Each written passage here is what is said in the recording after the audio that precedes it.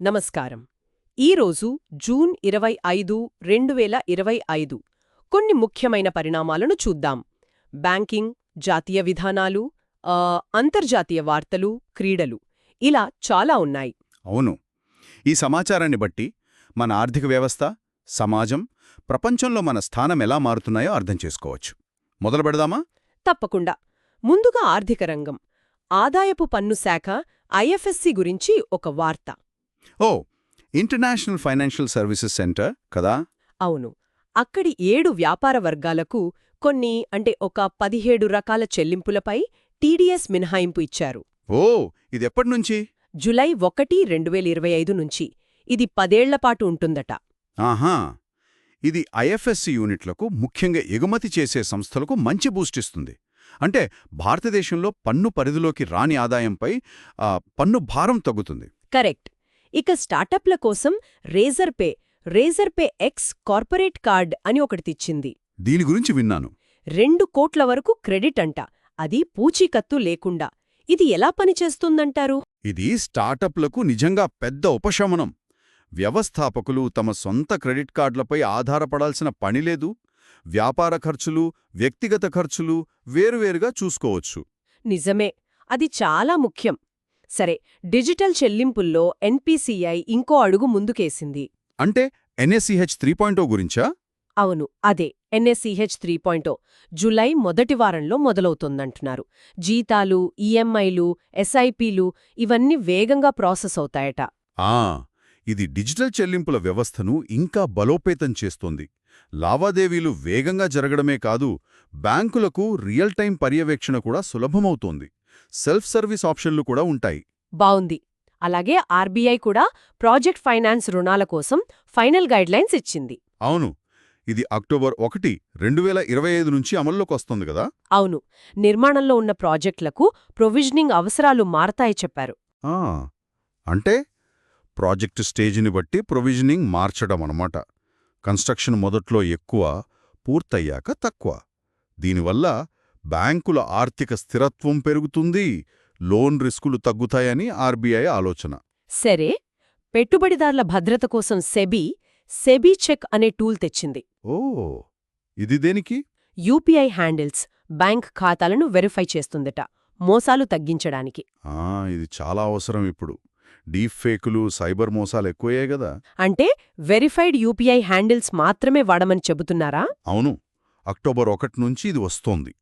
అలాగే ఆర్బీఐ ఇళ్ల ధరల సూచి హెచ్పిఐ విడుదల చేసింది Q4 2024-25కి. దాని ప్రకారం ఎలా ఉంది పరిస్థితి? అఖిల భారత వార్షిక వృద్ధి 3.1%. కోల్కతాలో ఎక్కువ 8.8% పెరిగింది. కానీ కొచ్చిలో తగ్గింది -2.3%. అంటే రీజనల్గా చాలా తేడాలున్నాయి. అవును.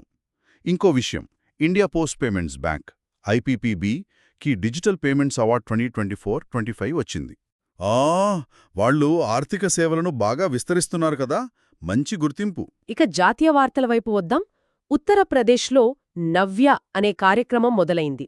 నవ్య, NAVA అంటే?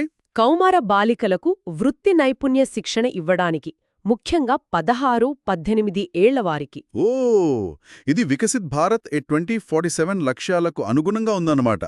బాలికల ఆర్థిక స్వాతంత్ర్యం కోసం, అది నాన్ ట్రెడిషనల్ రంగాల్లో. కరెక్ట్. అలాగే మాస్పీ అంటే స్టాటిస్టిక్స్ మినిస్ట్రీ 2026లో మొదటిసారి దేశవ్యాప్త గృహ ఆదాయ సర్వే చేస్తుందట. ఆహా, ఇది చాలా ముఖ్యం. దీనికి సుర్జిత్ భల్లా గారు హెడ్ అంటున్నారు కదా? అవును, ఆయనే టెక్నికల్ ఎక్స్పర్ట్ గ్రూప్కి హెడ్. ఇంకో వార్త, భారతీయ రైల్వే తమ ఉద్యోగులకు ప్రీమియం లేకుండా 1 కోటి రూపాయి ప్రమాద పరిహారం ఇస్తోంది. ఇది చాలా మంచి విషయం. ఉద్యోగుల సంక్షేమానికి పెద్ద భరోసా. రాష్ట్రాల విషయానికొస్తే FY26లో రాష్ట్రాల మూలధన వ్యయం, క్యాపిటల్ ఎక్స్పెండిచర్ 10.2 లక్షల కోట్లు ఉంటుందని అంచనా. ఓ, చాలా పెద్ద మొత్తం. ఇందులో మేజర్ షేర్ ఏ రాష్ట్రాలది? ఉత్తరప్రదేశ్, గుజరాత్, మహారాష్ట్ర, మధ్యప్రదేశ్, కర్ణాటక ఈ 5 రాష్ట్రాలదే దాదాపు 50% అట. అంటే అభివృద్ధిలో ప్రాంతీయ అసమానతలు కనిపిస్తున్నాయన్నమాట. అలాగే కనిపిస్తోంది. అస్సాం ప్రభుత్వం ట్రాన్స్జెండర్ కమ్యూనిటీని ఓబీసీలుగా గుర్తించింది. ఇది సామాజిక న్యాయం దిశగా ఒక ముఖ్యమైన అడుగు. అవును, ఇంకా త్రిపుర యుఎల్ఎల్ఎస్ కార్యక్రమం కింద 3వ సంపూర్ణ అక్షరాస్యత సాధించిన రాష్ట్రంగా నిలిచింది. అద్భుతం. వయోజన విద్యకు మంచి ప్రోత్సాహం. ఇప్పుడు అంతర్జాతీయ వార్తలు. ఇఫ్కో ఐఎఫ్ఎఫ్సిఓ ఉంది కదా, ఎరువుల సంస్థ. వాళ్ళు బ్రెజిల్లో మొదటి విదేశీ నానో ఫర్టిలైజర్ ప్లాంట్ పెడుతున్నారు. నానో యూరియాను భారత్లో తెచ్చిన 4 ఏళ్ల తర్వాత ఇది. ఓ, ఇది పెద్ద విషయం. అంటే మన టెక్నాలజీ ఇప్పుడు గ్లోబల్గా వెళుతోందన్నమాట. నానో టెక్నాలజీ వ్యవసాయంలో చాలా మార్పు తెస్తోంది. నిజమే. ఇక నియామకాలు చూస్తే క్రిస్టీ కోవెంట్రీ అంతర్జాతీయ ఒలింపిక్ కమిటీ ఐఓసీకి మొదటి మహిళ, మొదటి ఆఫ్రికన్ అధ్యక్షురాలిగా ఎన్నికయ్యారు. ఇది చారిత్రాత్మకం. అలాగే భారతీ ఎంటర్ప్రైజెస్ అనుబంధ సంస్థ Bharti space limited French satellite operator యూటెల్షాట్లో పెట్టుబడి పెడుతోంది. 31.4 మిలియన్ యూరోలు. యూటెల్షాట్ వాళ్ళు లియో శాటిలైట్స్ ఆపరేట్ చేస్తారు కదా, అంటే లో ఎర్త్ ఆర్బిట్. ఇది చాలా వ్యూహాత్మక పెట్టుబడి అనుకోవాలి. అవును. ఇక సూచికలు, ఇండెక్స్లు. యుఎన్ సుస్థిర అభివృద్ధి లక్ష్యాల సూచిక ఎస్డీజీ ఇండెక్స్ 2025లో భారత్ మొదటిసారి టాప్ 100లోకి వచ్చింది. 99వ స్థానం. ఇది చాలా మంచి పరిణామం. ఆరోగ్యం, విద్య, మౌలిక సదుపాయాలు వీటన్నిటిలో మనం పురోగతి సాధిస్తున్నామని చూపిస్తుంది. అలాగే గ్లోబల్ పీస్ ఇండెక్స్ జీపీఐ 2025లో కూడా మన ర్యాంకు మెరుగుపడింది. 115వ స్థానం. ప్రపంచ శాంతి తగ్గుతున్నా మనం మెరుగయ్యాం. ప్రపంచవ్యాప్తంగా శాంతి క్షీణిస్తున్న సమయంలో ఇది గమనించాల్సిన విషయం. అయినా ఇంకా మెరుగుపడటానికి చాలా అవకాశం ఉంది. ఇక క్రీడలు. హెడింగ్లీ టెస్టులో రిషబ్ పంత్ 2 ఇన్నింగ్స్లలో సెంచురీలు 134, 118. అద్భుతం. ఈ ఘనత సాధించిన రెండో వికెట్ కీపర్, ఇంగ్లండ్లో ఇలా చేసిన మొదటి భారతీయుడు కూడా. అవును. హాకీలో లలిత్ కుమార్ ఉపాధ్యాయ్ 2 సార్లు ఒలింపిక్ కాంస్య పతక విజేత.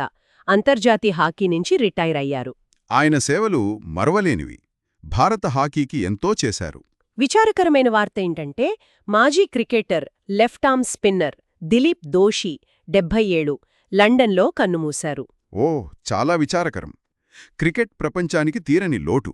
చివరిగా ఒక ముఖ్యమైన రోజు జూన్ 24 అంతర్జాతీయ దౌత్యంలో మహిళల దినోత్సవం. దీని థీమ్ కూడా ముఖ్యమైనది కదా. అవును.